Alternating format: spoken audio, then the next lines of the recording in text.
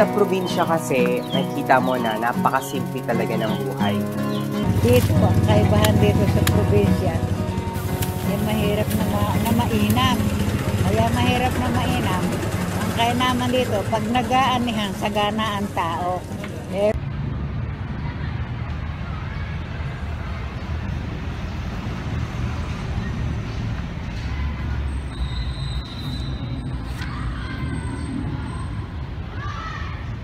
As financial students, we should be aware of our economic condition and have the initiative to realize that there are people out there who lack knowledge on basic money handling.